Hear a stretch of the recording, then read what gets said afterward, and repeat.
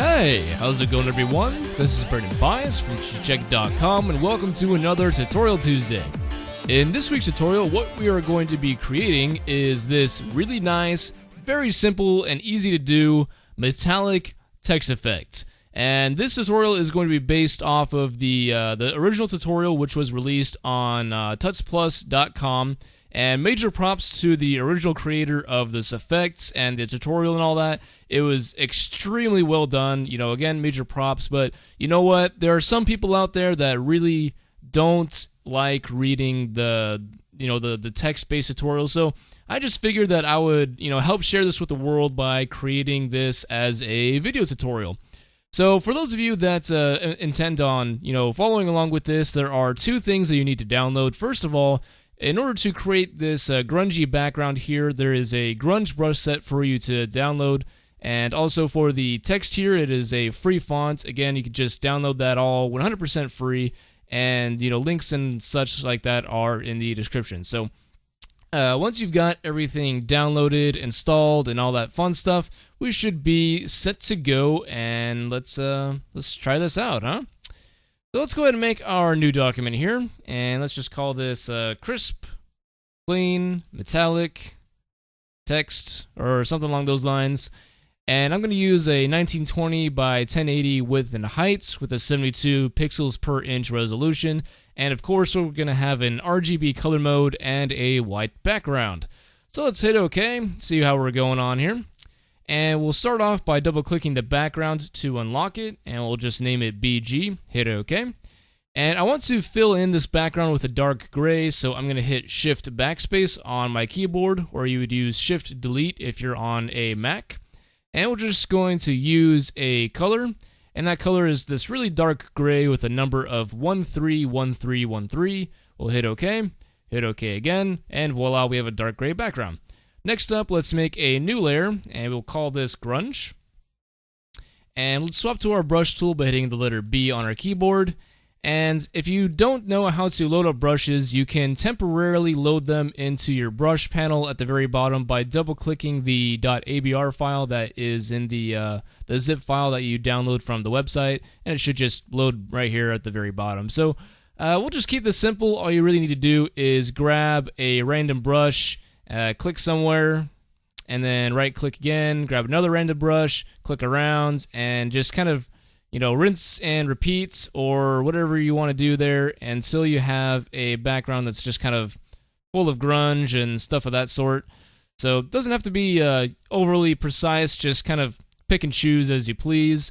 And some of these last brushes at the very bottom have like little etches and stuff in them, so if you want to have some cool like scratches going across, then you can add some of those in as well. Completely up to you. So next thing we're going to do is add a few layer styles onto this to make it look like it's more engraved into the background. So I'm going to switch over to my move tool just so I can have a nice little arrow while I point around.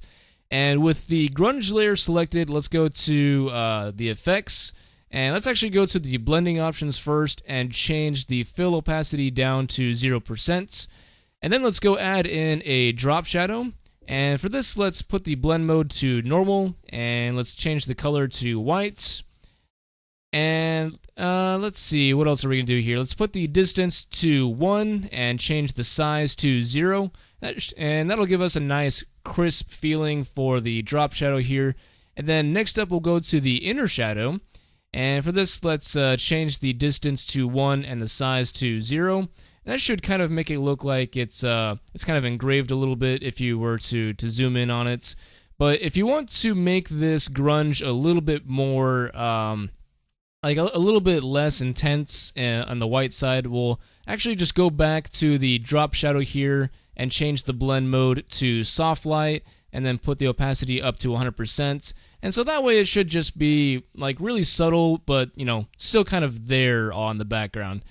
And another thing that you can do is kind of make this fade around the edges by using a mask. So an easy way to do that is to apply a layer mask by using the Add Layer Mask icon at the bottom of the Layers panel. And then we'll go to the left-hand side and choose our Gradient tool. And make sure your foreground color is white and your background color is black, so that way you have a nice white to black gradient. and then change it from linear to radial, and of course make sure your opacity is at 100%. And then from there, all you'll do is click and drag from the middle down to one of the corners, and it should fade out the edges like so. But if you want to be a little bit more precise on how this fades from like the center, what you can do instead is bring up your rulers by hitting Control or Command R, and then if you click and drag from a ruler to the document, you should make a new guide, and we'll just drag this to somewhere around the middle, and it should snap for us at the center point. And we'll do this for the other side as well until it snaps to the middle. I think I passed it. There it goes. And so now you should be able to click and drag from those middle crosshairs down to your corner. And there you go. You have a more precise center to edge fade. And then to hide these guides, all we have to do is hit Control semicolon or Command semicolon if you're on a Mac. And then we can hide the rulers once again by hitting Control R or Command R. Alright, so now that we've got our grunge out of the way, we can go ahead and go on to our text.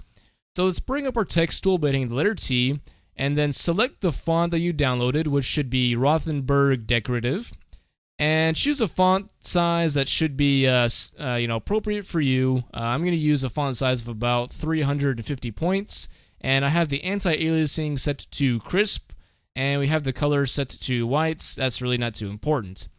So we'll just click somewhere and type in our text. So let's just choose metallic. And let's hit the check mark up top to commit the text there. And if you want to scrunch the letters together a little bit, go ahead and open up the character panel off to the right-hand side. And if you don't have that, just go to Window and choose Characters, and that should bring it up for you. And if you want to scrunch the letters together a little bit, you'll want to go to this VA setting. And by default, it's set to 0, but if you want to scrunch things up, you can go like -5 or maybe even -10. Just whatever looks, fine and dandy for you, all right?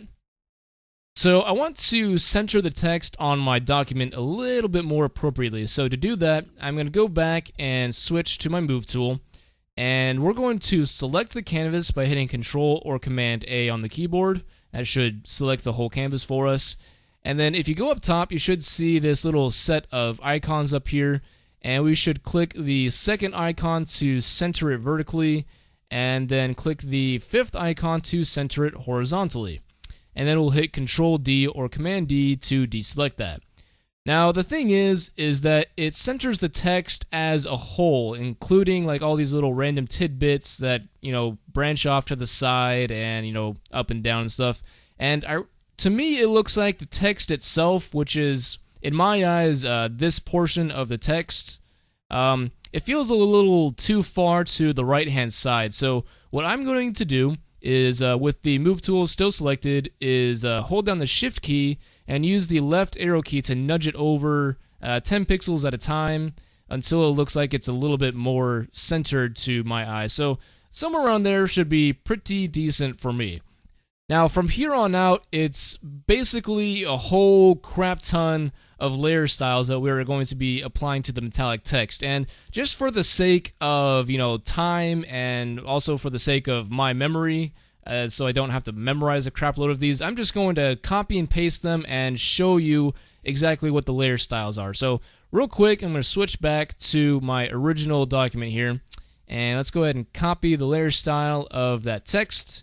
I'm going to paste it on here if I can find the paste. There we go.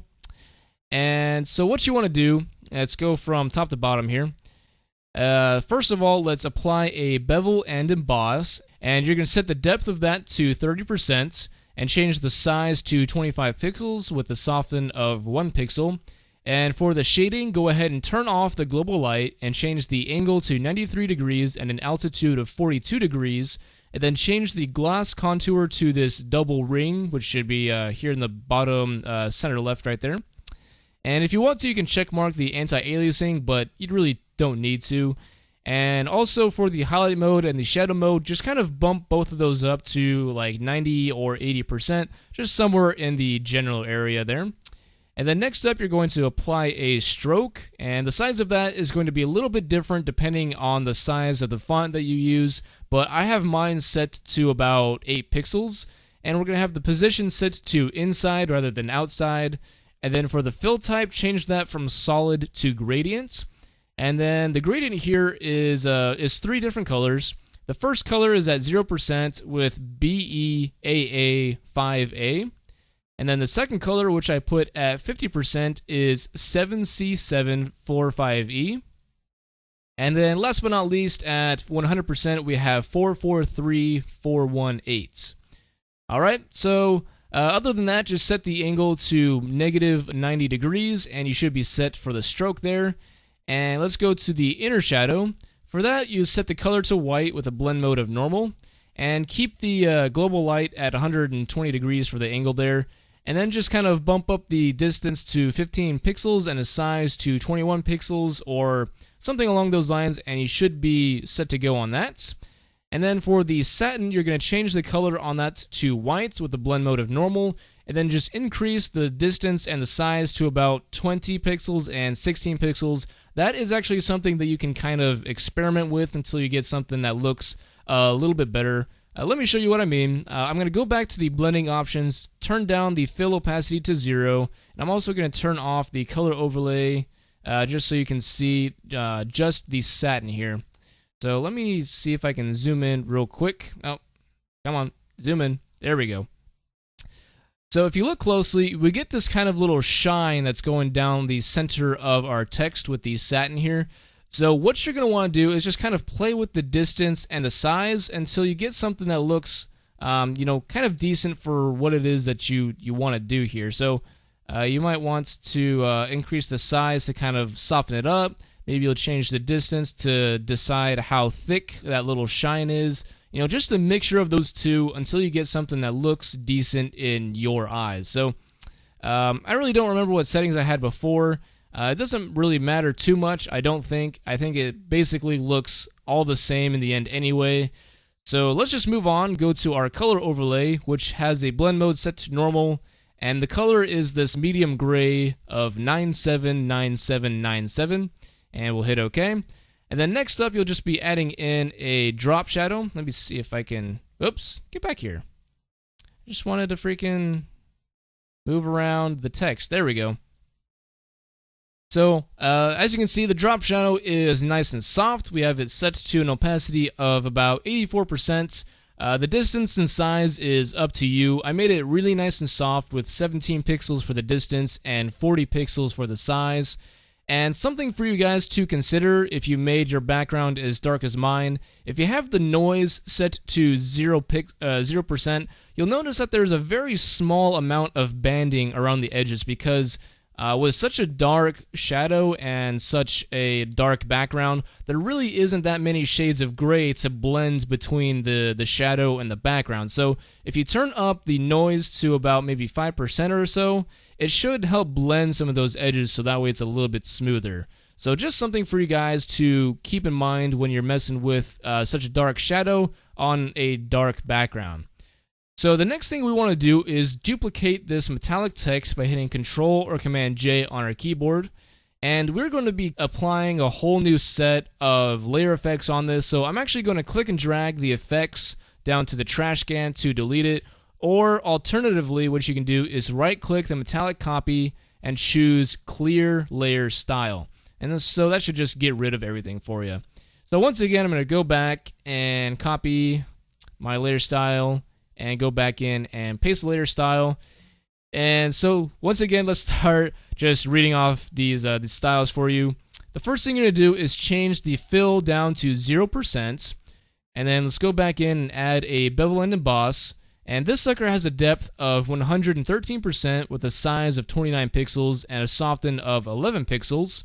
And then after that, go ahead and add a contour on top of that. And the contour is this shape right here, which is the half round contour. And for that, whoops, I didn't mean to click on that. For that, you're just going to put up the range to about 72% while you're at it. And so that should give us a cool little color here. And then after that, we're going to add in a stroke. And the size is 11 pixels with the position set to inside. And the opacity is set to 0%. I know this doesn't make any sense right now, but after we have all of these other layer styles on, if you were to turn this off and on, you notice that it actually makes a big difference because with this stroke being applied, all of these other layer styles are going to be applied a little bit differently because there's a bit of a gap between the edge of the text and the center of the text. If that makes any sense, awesome. If not, just kind of just play with the stroke, I guess, and see what you think, huh? Anyway, moving on, we'll add in a inner shadow, and for this, set the blend mode to normal and the opacity at 100%.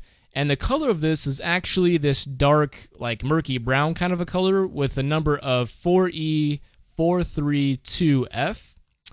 And for that, just set the angle to -90 degrees without the global light turned on. And we'll set the distance to 18 pixels and a size of 24. Again, this is one of those settings that you can kind of play with to see what you like and what you don't like. It's just something for you to play with there. So once again, you can add a little bit of noise to that, but that's completely up to you. And then afterwards, we'll add in a satin. And this satin has a blend mode of color burn, black as the color with an opacity of 50%. And then just change the distance to 10 pixels, the size to 9 pixels, enable the anti-aliasing, and set the contour to this curve in the upper right-hand corner, which is called Gaussian. Alright, moving on, we'll go to the gradient overlay, which has a blend mode set to normal, opacity 38%, and we have a whole bunch of different gray colors here. We have a kind of a dark grayish blue color, which is 343636. And then at 50%, we have a slightly lighter version of that at 616769. And then at the very end, an even lighter version, once again, with 9DABAE. It's kind of a weird little number there. And just keep the other stuff regular with a style of linear, angle of 90 degrees, and scale 100%. And then after that, we'll apply a pattern overlay, which has a blend mode set to overlay, nice and convenient. And the opacity is at 78%. And the pattern that you're going to be using, we're going to have to click down on this little drop down arrow, and then go over to this little cog icon to open up these other patterns and stuff, and open the artistic surfaces and click OK. And the one we're going to be using is right here. If you click and hover over it, it should say Canvas 150 by 150 grayscale mode. And so that should give us a cool little texture in the middle of our text. And then after that, you'll apply a outer glow. And for that, just dumb down the opacity to 20% and bump up the size to about 55 pixels, and you should be good on that. However, if you want, you can go into the color and maybe make it a little bit more golden as opposed to more like yellow. Just something to keep in mind there. And also, you're going to want to change the range to 100%. Otherwise, you're going to have a very, very intense glow here. So just bump that up to 100%, and it should be nice and mellow for you. And after that, we'll just go to the drop shadow and just bump up the opacity to about 93%. Keep that default global light angle right there. And just mess with that as you please. I have a distance of 11 pixels and a size of 21 pixels. So that way it just kind of it adds in a slightly smaller and more condensed shadow on top of the one from the other text there. And so that way we have, basically two different drop shadows going on at the same time. So we have two different sets of layer styles going on here, and together they create a pretty sweet looking effect. But you know what? I don't want to just straight up copy the original tutorial. I like adding in one or two things to make it a little bit more interesting. So one thing that I like to add in is a very slight vignette around the edges. So let's go ahead and do that real quick. Let's go to layer, and let's go to new adjustment layer. Or sorry, not adjustment layer. We're going to go to a new fill layer, and we are going to choose gradients, and we'll call this EVGA, and hit OK. So for the gradient, let's just click on that. Let's change these colors to black. Accidentally made them white for some reason. And let's change the opacity on the upper right hand corner and just click and drag this opacity slider down to about maybe 50%, somewhere in that general area should be fine. And we'll hit OK. And let's change the style to radial. Let's change the angle to about maybe 30. And let's make the scale 150%. We'll toggle the reverse, and while we're at it, let's just toggle the dither as well. Who cares? And that should give us a pretty simple little vignette. But once again, since there's really not that many shades of black or gray for an 8-bit canvas, it's got a whole lot of banding going on. So once again, in order to fix this, we can apply some noise. So let's just go to noise, add noise, and it's going to rasterize the layer. Just click OK. And I just have this set to an amount of 8% with the distribution set to uniform and monochromatic check marks. Because if you don't have monochromatic on, I think it adds a little bit of color to it, which I don't really like. And that should smooth it out just a little bit. You'll still see a little bit of banding, but it won't be anywhere near as intense. Now, after this, I decided to add a different kind of glow on top of that. So, real quick, let's turn off the vignette and select the metallic copy. And let's turn everything we see into a new layer by using a little shortcut that I like to use, which is Control-Alt-Shift-E or Command-Option-Shift-E if you're on a Mac. Now, seeing as that's a shortcut, you do have to press all of those keys at the same time. It's kind of confusing to do with your fingers, so you might want to double hand that one. Alright, so anyway, let's go ahead and rename this as our blur. And let's put this above our vignette, which we can go ahead and turn on. And I'm going to desaturate this layer by hitting Control-Shift-U or Command-Shift-U if you're on a Mac. And let's go to Filter and go to Blur and apply a radial blur. And just set this somewhere between like 30 and 50 for the amount. It's just, kind of experimental. And change the blur method to zoom and change the quality to best. And we will hit OK. And voila. So now what we'll do is change the blend mode of this sucker to, let's try linear dodge, and then let's just put the fill down to about 50%, or sorry, not 50, but 15%, sorry about that. And if you do a little bit of a before and after, it does brighten up the overall image a little bit, but you know what, I think it adds a cool little set of light streaks coming off of the text here. So really, that's about all there is to the effect here. But you know what? You can still take it a step further and, add your own things. Like, how about I try? How about we go to adjustments? Last time I did something with a gradient map, but let's see if we can do this a little bit more interestingly. Let's go to the black slider and maybe try out another golden brownish color. I don't know. And click OK, and let's change this to another blend mode. Let's just kind of start scrolling through blend modes until we get something that looks kind of interesting. Oh wait, I'm right at the bottom. Whatever, let's just choose color. Whoa, hello. Maybe we can do something with this. Let's desaturate a little bit and maybe go down. I don't know. I really don't know. Maybe let's just put down the opacity a little bit. That looks kind of cool. So let's just take a look at this in full screen super quick. I like it. It gives a little bit of a steampunk feeling to it, doesn't it? Alright, so anyway, I have no idea why I just did that. I guess I thought it'd be kind of fun to do something a little spontaneous. But anyway, guys, that's all there is to this tutorial. It's extremely straightforward. So if you have any questions, just, let me know in the comment section below. Also, if you have any, other feedback for me, let me know. And please like this video, share it with others, just to, spread the love, show some appreciation, stuff like that. And that's about all I have for you guys for this week. So once again, leave me your feedback, get in contact with me. I love talking to you guys, and I will see you next Tuesday. Peace out.